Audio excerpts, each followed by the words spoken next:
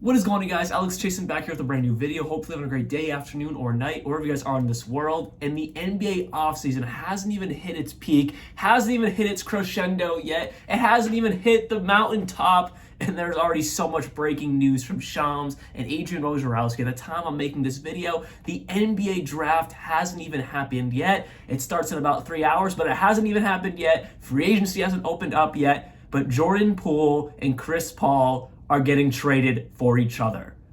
Wow. So Chris Paul is getting traded to the Golden State Warriors, and Jordan Poole is getting traded to the Washington Wizards. I like this for one side, and let's discuss, why would the Warriors make this trade? I get it for the Wizards, but I'm really concerned with the Warriors. So the full trade is Chris Paul to the Golden State Warriors, and then the Wizards receive Jordan Poole, Ryan Hollins, a 2030 first round pick. So what is that, like an 8th grader right now, a 7th grader? So we don't even know what that's going to be. And then a 2027 second round pick. So basically, it was just a 1-for-1 swap. So why would the Golden State Warriors want to make this trade in the first place? That's a fantastic question. I honestly don't know. You're getting a 38-year-old Chris Paul, making $30 million for the next 2 seasons. Now, next year is non-guaranteed, but still, $30 million next year and possibly another $30 million the season after that.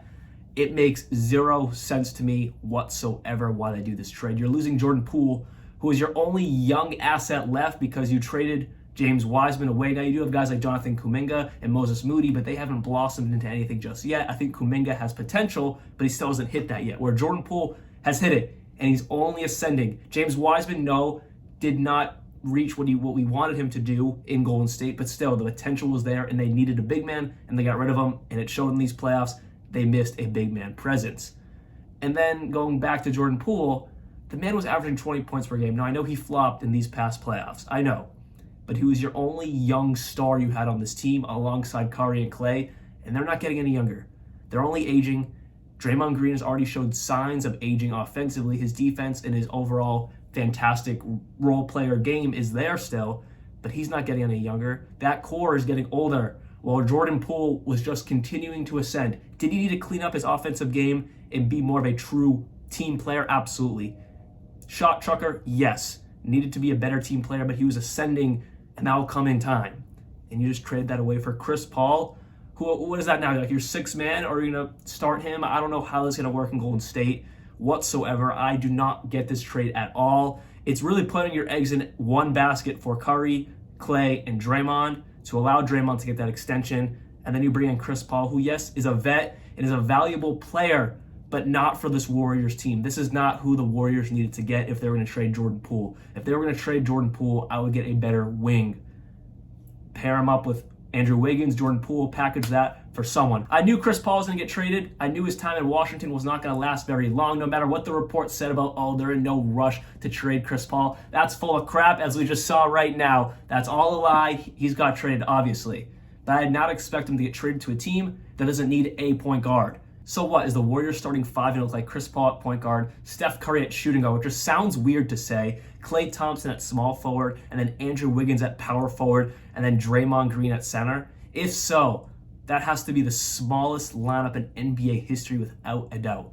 And they've already run small lineups before with Draymond Green at the 5. That's nothing new for Steve Kerr. But then to have Chris Paul as your point guard and Steph Curry as your shooting guard just makes no sense. Because I would hope they're not making this trade to have Chris Paul be their 6th man, making $30 million.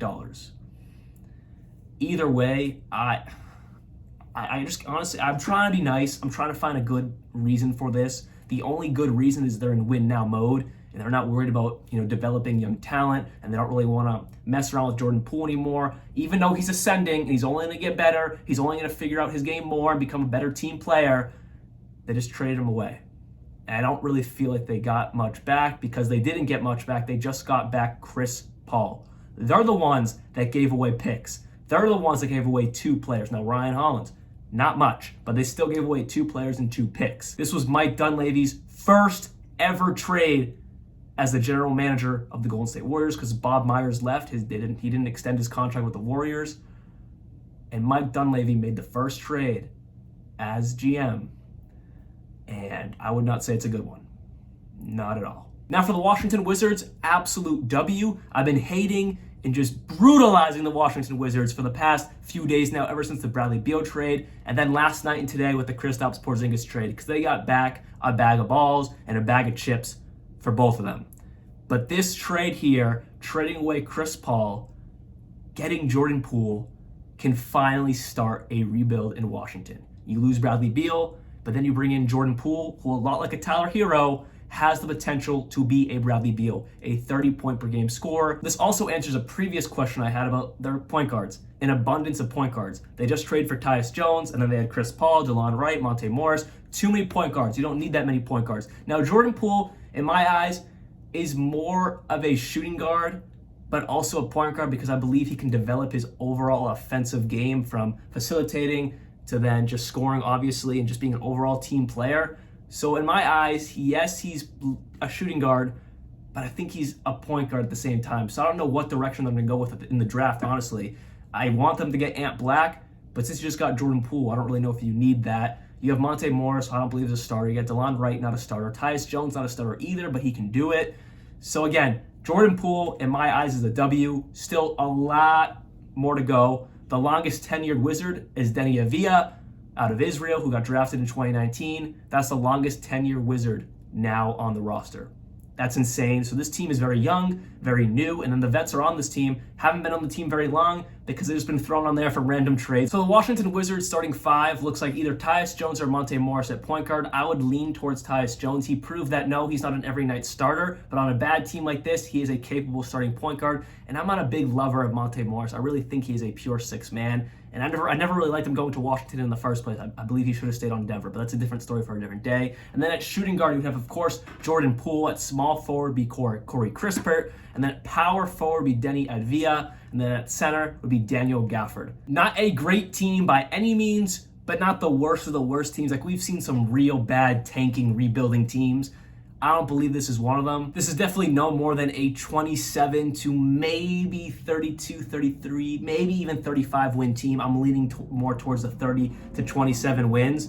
But you have Jordan Poole, and I have full belief he's going to progress so much, being the lone star, turning into maybe a superstar in Washington. He's going to be the number one option. And let's just say they do bring back Kyle Kuzma, because they can afford to pay Kyle Kuzma more than any team would ever want to offer him. So let's just say they do bring him back on a absurdly massive offer, because they can afford it. They're not really paying much now, except, of course, Jordan Poole's massive contract.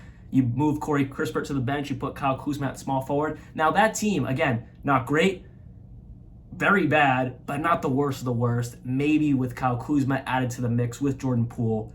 Also, Kyle Kuzma averaged 20 points per game last season, also ascending a ton, just like Jordan Poole in his career. I could see just like this year, I think they won 35 games around that mark, 35 and 47, something like that. I could see them repeating that, but no more. I can't see them being a 500 team, because yes, you're losing Bradley Beal and Kristaps Porzingis, and you couldn't even do it with them. I don't see him getting any better. So hopefully you guys did enjoy this video. This was not a trade I expected, A, to be before the draft, and B, to just have it in general. Like, Chris Paul for Jordan Poole makes zero sense to me. I hate this for the Golden State Warriors.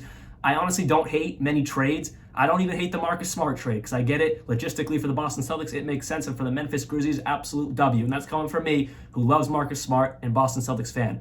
I don't even hate that one. This one I hate, and I'm not a fan of either of those teams. I just hate it for the Golden State Warriors. For the Washington Wizards, absolute W. You can finally have a piece to rebuild around, and it just happened like this. Bradley Beal traded, Kristaps Porzingis traded. Both of those were absolute flops in getting a return for those players. But this return for Chris Paul, who never even put the jersey on, is fantastic, and definitely a future for Jordan Poole and a future for the Washington Wizards. And if you can bring back Kyle Kuzma, the team's going to start ascending. Nothing amazing, but it's something to build towards and something to build upon. See you guys very soon, and like always, peace out.